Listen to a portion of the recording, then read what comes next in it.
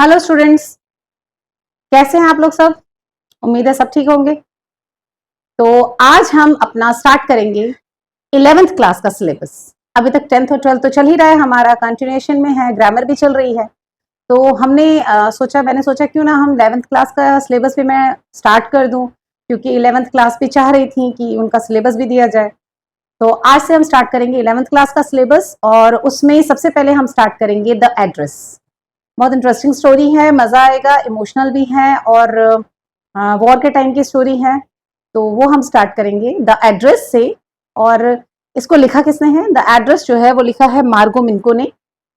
उनके बारे में भी थोड़ा बहुत कुछ पढ़ेंगे, तो ज्यादा टाइम ना लेते हुए। हाँ, 11th क्लास का सिलेबस स्टार्ट हो रहा है, तो 11th क्लास के स्टूडेंट्स अब शेयर, लाइक और सब्सक्राइब करना ना भूलें। और हाँ, ज्यादा से ज्यादा बच्चों से शेयर करें ताकि उन्हें भी ये बेनिफिट मिल सके। और कमेंट तो करेंगे ही आप लोग, कैसा लगा, क्या पसंद आया और क्या डाउट्स हैं, वो सारी चीजें कमेंट्स में लिखेंगे। तो चलिए स्टार्ट करते हैं हमारा first lesson, that is the address. First lesson हमारे लेक्चर का, आपकी बुक का नहीं। आपकी बुक का फर्स्ट लेसन जो है वो है the portrait of a lady, और दूसरा जो है वो अ फोटोग्राफ है, वो भी मैं इसके बाद कवर करूंगी। तो सबसे पहले हम स्टार्ट करेंगे द एड्रेस से। तो चलिए शुरू करते हैं ये story, the address. The address किसने लिखी है, द एड्रेस लिखी है मार्गो मिनको ने। मार्गो मिनको जो है वो कौन थी, वो एक जूइश थी, और वो अपने ऑटोबायोग्राफिकल नॉवल के लिए जानी जाती थी।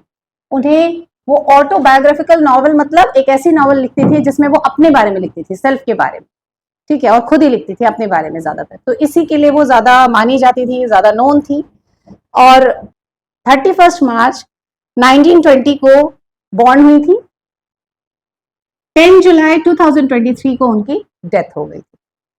ठीक है, तो हम ये पढ़ेंगे द एड्रेस।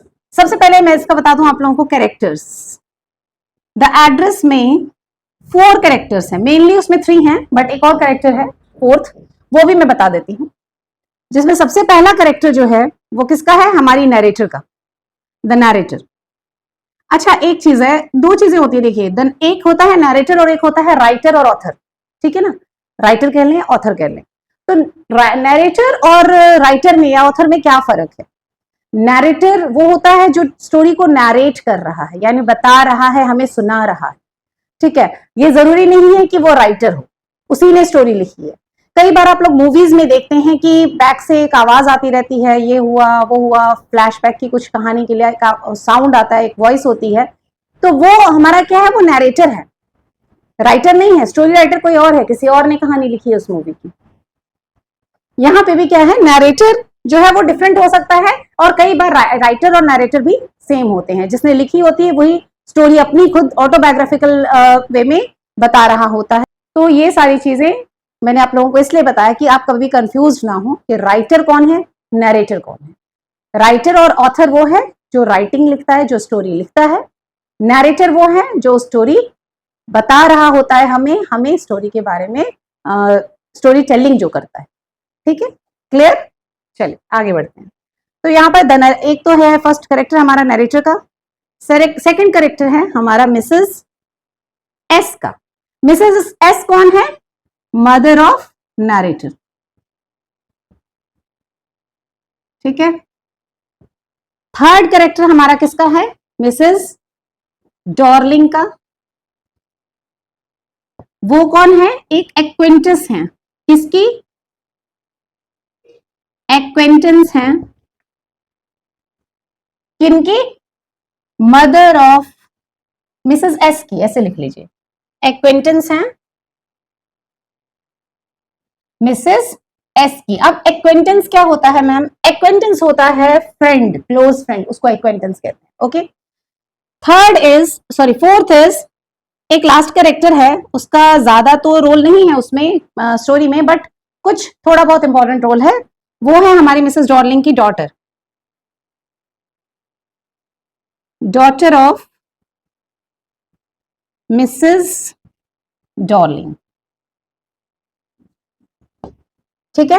एक्वेंटेंस का मीनिंग वगैरह ये जो चीजें ना, ये मैं आपको साथ साथ जब स्टोरी में बढ़ेंगे तो वो भी मैं आपको लिखवाती जाऊंगी, बताती जाऊंगी, तो उसके लिए आप वरीड ना हो, ठीक है। ये है 4 कैरेक्टर्स और इन्हीं के इर्द गिर्द, इन्हीं के आसपास जो है वो पूरी स्टोरी घूम रही है, चल रही है। एक स्क्रीनशॉट लीजिए, क्योंकि मैंने यहाँ पर आप लोगों को थोड़ा बहुत हमारी राइटर के बारे में, ऑथर के बारे में भी बताया है, तो एक स्क्रीनशॉट ले लीजिए, नॉलेज रहेगी इसके बारे में। चलिए अब हम आगे बढ़ते हैं। ये बात है उस टाइम की जब वॉर का टाइम था, और वॉर टाइम पे कहां पर, हॉलैंड में क्या हो रही थी, वॉर हो रही थी।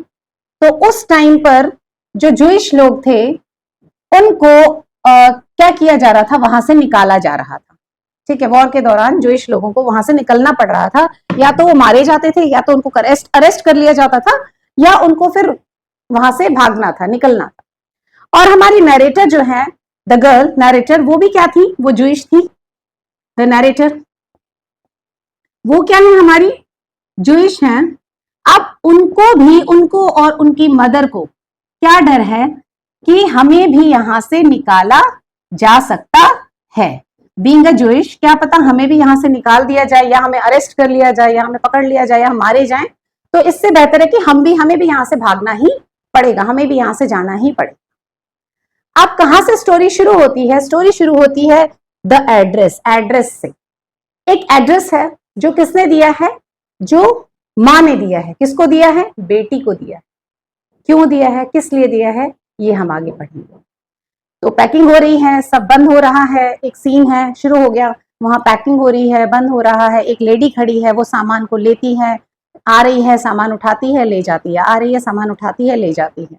इस तरीके से वो आना जाना करके, और सारे सामान जो भी इंपॉर्टेंट चीजें हैं, जो भी एंटिक पीसेज हैं, तो वो अपने साथ, या किचन आइटम्स हैं, वो अपने साथ लेकर जा रही हैं। कहां से लेकर जा रही हैं, इनके घर से, हमारे नैरेटर के घर से। और कौन दे रहा है, उनकी मदर उनको हैंड ओवर कर रही है। क्यों कर रही है, क्योंकि ना मदर को और उनकी नैरेटर को वो उस जगह को, हॉलैंड को छोड़ के निकलना है, जाना है।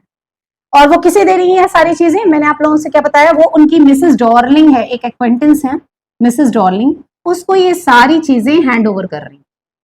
ठीक है, एक्वेंटेंस है, और एक्वेंटेंस का मीनिंग भी मैं लिख देती हूँ यहाँ पे आप लोगों को। इसका मीनिंग है क्लोज फ्रेंड। ये हैंड ओवर कर रही हैं। जब ये दे रही हैं तो हमारी नैरेटर जो है, माँ से पूछती हैं, मदर से पूछती हैं, मम्मी आप क्यों ये सारी चीजें दे रही हो, ये सारी चीजें क्यों आप दे रही हो इनको। तो वो कहती हैं, क्योंकि उन्होंने भी उसको, मिसेस डॉर्लिंग को इससे पहले ज्यादा देखा नहीं था, ज्यादा वो आती नहीं थी, लेकिन उस दौरान वो फ्रीक्वेंट विजिट में थी उनके घर में, वो फ्रीक्वेंटली आना जाना उनका होता रहता था। तो इन्होंने पूछा कि मम्मा आप ये सारी चीजें क्यों दे रही हो, ये इनको क्यों दे रही हो। तो मदर कहती हैं कि, या हम कह सकते हैं मिसेस एस कहती हैं कि बेटा हमें यहाँ से जाना है, और यहाँ हमारा कोई नहीं है जो इन सब चीजों को संभाल के रख सके, हमारे बिलोंगिंग्स को संभाल के रख सके। ठीक है, तो वो क्या, एक मिसेस डॉर्लिंग ही है जो इन सारी चीजों को हमारे लिए संभाल के रख सकती हैं, उन्हीं के पास ये सारी चीजें हिफाजत से रह सकती हैं। जब ये बताती हैं वो, तो narrator being a doubtful one और सस्पेक्टेड वे में पूछती हैं कि मम्मा क्या आपने कोई ऐसा एग्रीमेंट किया है इनके साथ, कोई एक एग्रीमेंट जिसपे आप लोगों ने साइन किया हो कि आप जब आप आए, या जब हम वापस आएंगे, हमारी चीजें सारी वापस देंगी, रिटर्न करेंगे, संभाल के रखेंगे, इस तरह का कोई एग्रीमेंट हुआ है। उस पे माँ को गुस्सा आता है, मिसेस एस को गुस्सा आता है, और वो नरेटर को डांटती हैं, गर्ल को डांटती हैं, और कहती हैं कि नहीं, मैं इनसे क्या एग्रीमेंट लूंगी, हमें तो थैंकफुल होना चाहिए मिसेस डॉर्लिंग का कि वो हमारी चीजें संभाल के रखने के लिए रेडी हुई हैं, वो रख रही हैं, उसके लिए हमें क्या होना चाहिए, वो हम उनके वो थैंकफुल होने चाहिए, शुक्रगुजार होने चाहिए, रादर कि हम उन्हें अग्रीमेंट लेंगे, अग्रीमेंट लेना है हमें उनसे, नहीं, नो नेवर, इस तरह से वो उन्हें। लेकिन फिर भी कहीं भी नैरेटर जो है वो, उनका डाउट क्लियर नहीं होता है, वो अभी भी उनके माइंड में चल रहा है कि नहीं, कि ये सही है क्या बिना अग्रीमेंट के, या बिना किसी चीज के साइन किए हुए अपनी सारी चीजों को और इंपॉर्टेंट चीजों को हैंड ओवर कर देना किसी के पास, क्या ये सही है। वो सेटिस्फाइड नहीं होती हैं माँ के इस आंसर से, बट स्टिल माँ ने कहा तो वो चुप हो जाती हैं। ठीक है, उसके बाद क्या होता है, नैरेटर और मदर दोनों मूव कर जाते हैं, वहां से चले जाते हैं। कुछ टाइम के बाद, काफी टाइम निकल जाता है, वॉर का टाइम चल रहा है, कुछ टाइम के बाद जब वहां पर थोड़ा सा शांति होती है, बाकी सारी चीजें अपने अपने प्लेस पे वापस आने लगती हैं, तो वहां से उधर भी टाइम गुजर रहा है, उधर वहां भी टाइम जा रहा है। मदर, मिसेस एस और नरेटर दोनों रह रही हैं एक जगह, और बीच में क्या होता है, मिसेस एस की डेथ हो जाती है। ठीक है, मिसेस एस की डेथ हो जाती है। जब मिसेस एस की डेथ हो जाती है, अब नरेटर जो है वो अकेली, लेकिन डेथ से पहले मिसेस एस ने, क्योंकि काफी लंबा टाइम बीत चुका है, बहुत अरसा बीत चुका है, मिसेस एस उन्हें एक एड्रेस बता के जाती है। ये आप लोगों ने स्क्रीनशॉट ले लिया होगा, है ना। मिसेस एस उन्हें एक एड्रेस बता के जाती हैं। देखिए हमारा जो आ गया अब हमारा लेसन का नाम, द एड्रेस, उससे रिलेट कर रहा है। और यहां से आप लोग बहुत ध्यान से सुनिएगा, क्योंकि इससे आप लोगों से रिलेटेड क्वेश्चंस भी आएंगे। उन्हें एक एड्रेस बता के जाती है। वो क्या था, एड्रेस क्या था, number 46 Markovnikov street, Markovnikov street, ये था एड्रेस। ये एड्रेस वो बताकर जाती हैं। ये कौन सा एड्रेस है, ये वही एड्रेस है जहां पर उसकी मम्मी की, यानी कि मिसेस एस के सारी चीजें, सारे भी एंटिक चीजें और सारे इंपॉर्टेंट चीजें, आइटम्स और सारे बिलोंगिंग्स उनके वहां पर हैं। ठीक है, ये बता के जाती हैं। अब जब उसकी मदर की डेथ हो चुकी है, मिसेस एस मर चुकी हैं, कुछ टाइम के बाद जो है वो एक बार जो है वो यहाँ पर विजिट करती हैं।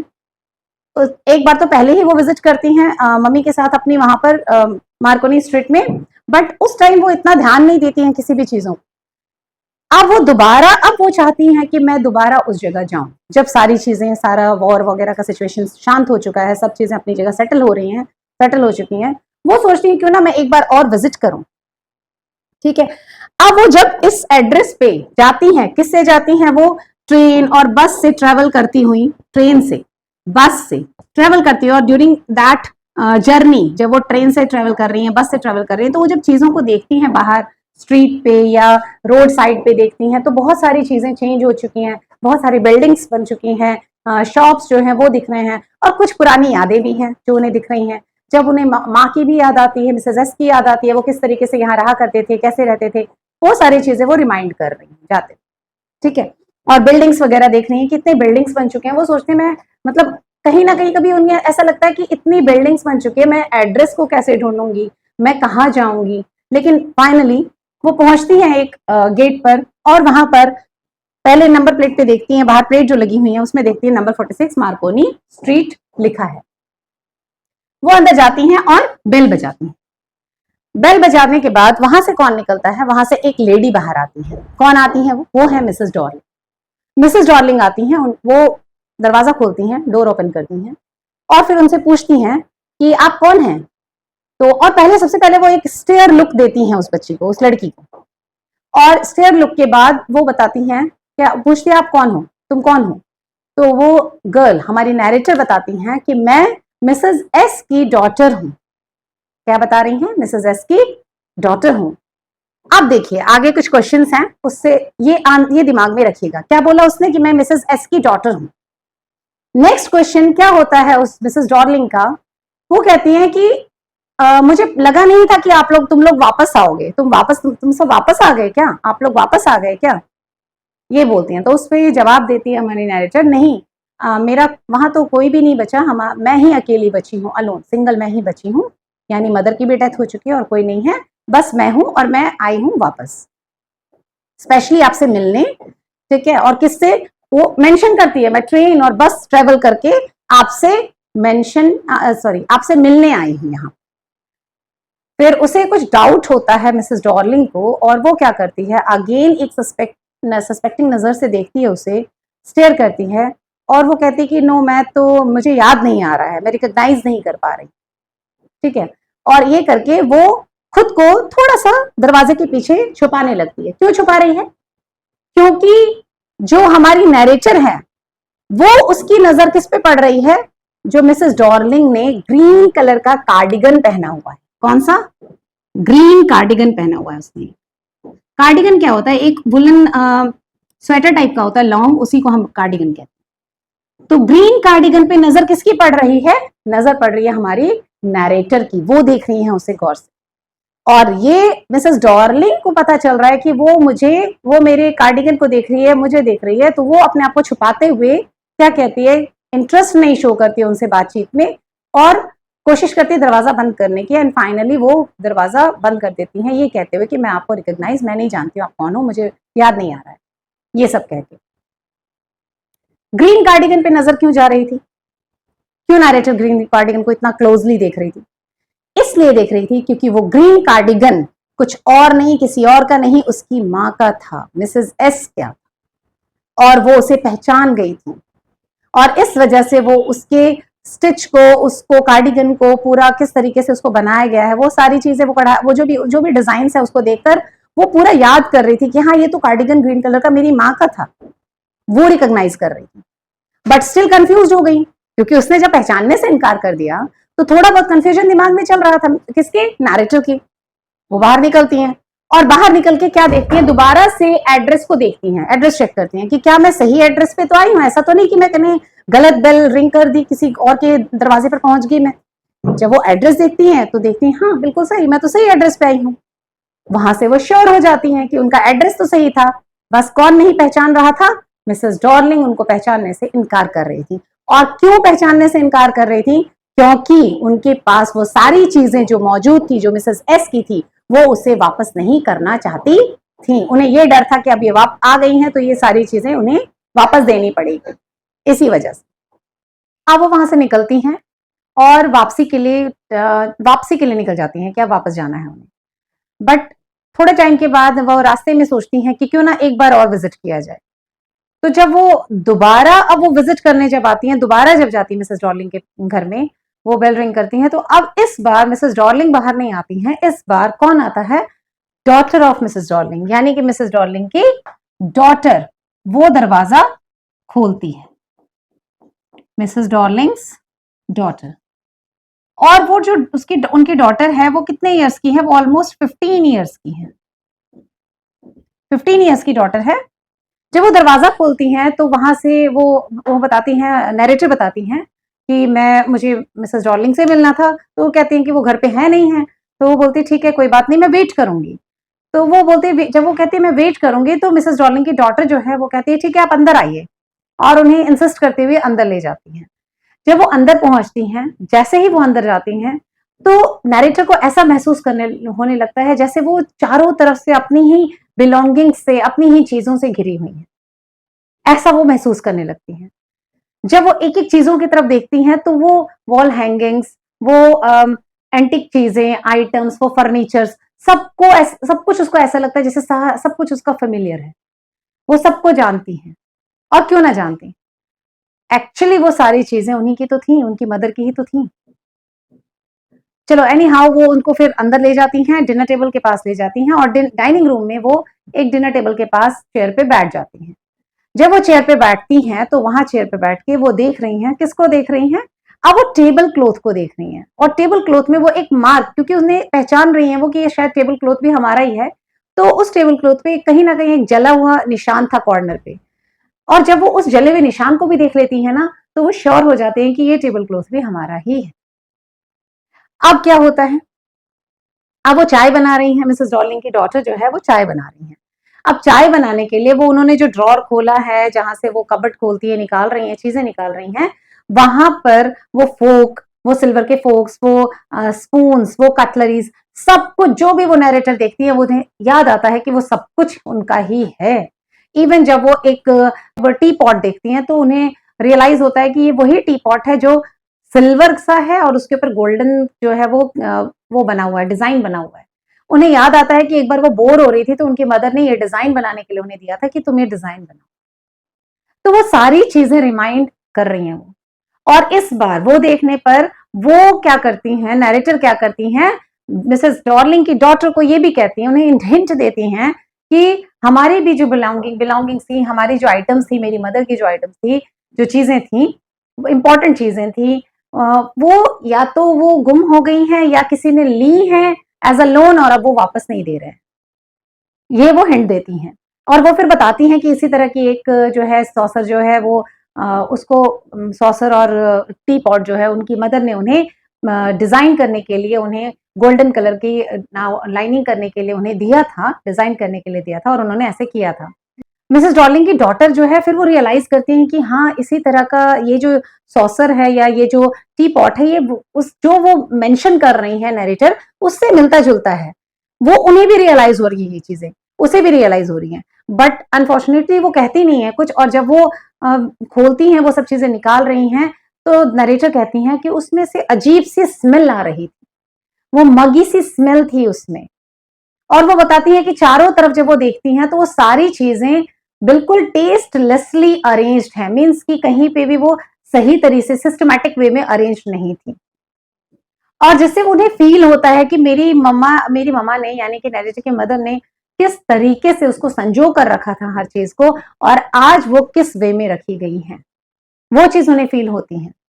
फेमिलियर होते हुए भी वो सारी चीजें उन्हें क्या लगने लगती हैं, एक पराई सी महसूस होने लगती है, एक अनफेमिलियर जो है फीलिंग देने लगती है, जस्ट बिकॉज कि वो सेटल सही तरीके से जो है वो अरेंज नहीं थी, सेट नहीं थी, उनको सही तरीके से रखा नहीं गया था, अजीब सी स्मेल आ रही थी उनमें से, फर्नीचर्स अरेंज नहीं थे। तो ये सारी चीजें देख के अब वो बैठी हैं, चुप हैं और कुछ सोच रही हैं। अचानक थोड़ी ही देर में वो क्या करती हैं, चेयर से जंप करती हैं नरेटर, और जंप करके उठती है और कहती हैं कि मुझे ट्रेन पकड़नी थी, मुझे ट्रेन पकड़नी थी, और वो वहां से निकलती हैं। मिसेस डॉर्लिंग की डॉटर्स उन्हें इंसिस्ट कर रही हैं कि नहीं चाय पी लीजिए, रुकिए, क्या बात हो गई, क्या हो गया, लेकिन वो कुछ सुनते हुए, इग्नोर करते हुए वहां से वो बाहर निकल जाती है। जब वो बाहर निकलती है तो एक बार फिर से वो उसी एड्रेस की तरफ देखती हैं जहां लिखा हुआ है नंबर 46 मार्कोनी स्ट्रीट, और वो देखते हुए वो वहां से निकल जाती हैं और इस रेजोल्यूशन के साथ निकलती हैं कि वो दोबारा कभी इस एड्रेस पे विजिट नहीं करेंगी।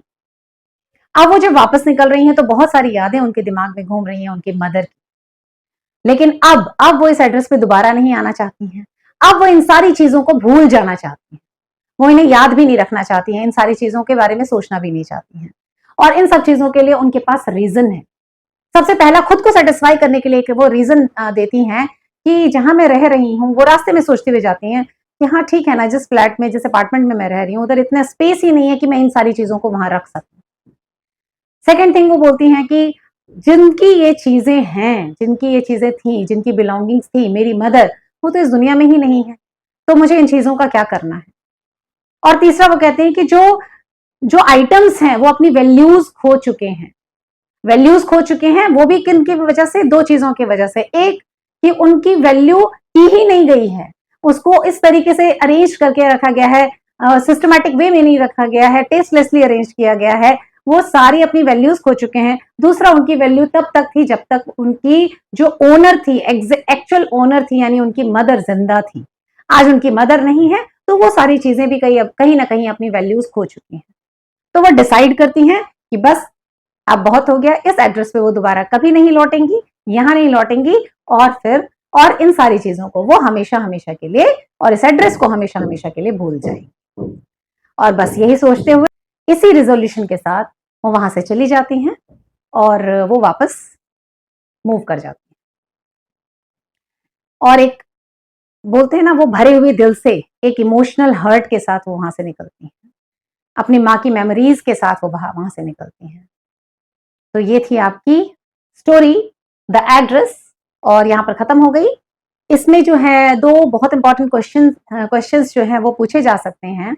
सबसे पहला कि नरेटर जो है वो क्यों इस एड्रेस को भूल जाना चाहती थी, नरेटर इस एड्रेस को क्यों भूल जाना चाहती थी, वो मैंने आपको लास्ट में भी बता दिया। क्योंकि क्या हुआ था, क्योंकि उस जगह जो उनकी मदर की बिलोंगिंग्स थी वो अपनी वैल्यूज खो चुके थे, उनकी मदर की डेथ हो चुकी थी, और खुद को सेटिस्फाई करने के लिए कहीं ना कहीं वो ये भी कहती हैं कि वो उनके अपार्टमेंट में इतनी स्पेस नहीं है कि वो ये सारी चीजें रखे। तो इस एड्रेस पे दोबारा विजिट करना, और जिन लोगों के पास वो चीजें हैं वो उन्हें रिकॉग्नाइज करने से भी क्या कर रहे हैं, डिनाई कर रहे हैं, मना कर रहे हैं। तो इस एड्रेस पे दोबारा आना किसी काम का नहीं है, इस एड्रेस को याद रखना किसी वैल्यू का नहीं है, इसलिए वो चाहती हैं कि वो इस एड्रेस को परमानेंटली, हमेशा, फॉरएवर के लिए भूल जाए। क्लियर? इतनी सी बातें लिख सकते हैं आप लोग, है ना। सेकंड जो है, आप लोगों को करेक्टर स्केच आ सकते हैं, और ये भी पूछा जा सकता है कि जो है क्यों जो है नरेटर ने विजिट किया उस पर्टिकुलर एड्रेस पे, वो क्यों गई थी, अपनी ममा की जो मदर की मेमोरीज हैं उनको देखने के लिए, और वो चाहती थी उनकी बिलोंगिंग्स को देखें, उनसे जुड़ी हुई आइटम्स जो उन्होंने हैंड ओवर की थी वो उन्हें वापस उनसे ले लें, ताकि वो एक यादें उनके पास रहें उनकी। इसलिए वो उस एड्रेस पे जाती हैं मिलने, किससे, मिसेस डॉर्लिंग। और उन्हें पता होता है, उनकी मदर ने बताया होता है कि वो सारी चीजें जो है मिसेस डॉर्लिंग के पास जो है सेफली रखी हुई हैं। जबकि वाइस वर्सा था, ऐसा कुछ था नहीं, बिल्कुल कॉन्ट्राडिक्टरी एनवायरमेंट था वहां पर। ठीक है, तो यहाँ पर जो है और कोई ऐसा कुछ नहीं है। हाँ, कैरेक्टर स्केच आ सकते हैं आप लोगों को। कैरेक्टर स्केच किस किस के आएंगे? देखिए 3 मेन कैरेक्टर्स हैं। कैरेक्टर स्केच जो है वो 3 मेन कैरेक्टर्स के हैं।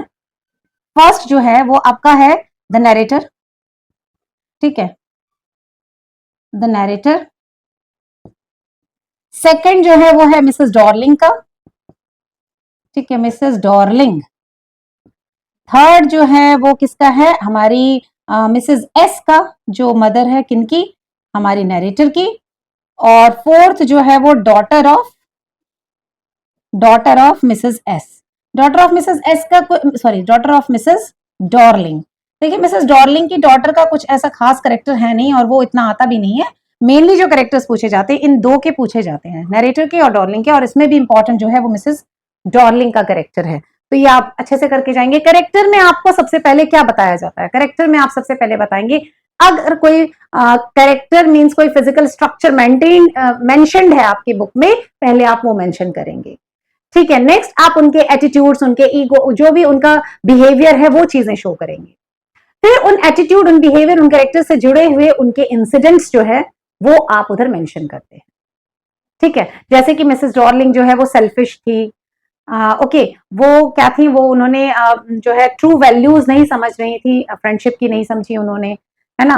और वो जो है क्या कर रही थी? इग्नोर कर दिया था उन्होंने, किसको? पहचानने से, रिकॉग्नाइज करने से। तो इस तरह की जो है वो रूड थी, रूड बिहेवियर शो किया उन्होंने। ठीक है, तो ये सारी चीजें जो है वो, और ग्रीडी थी।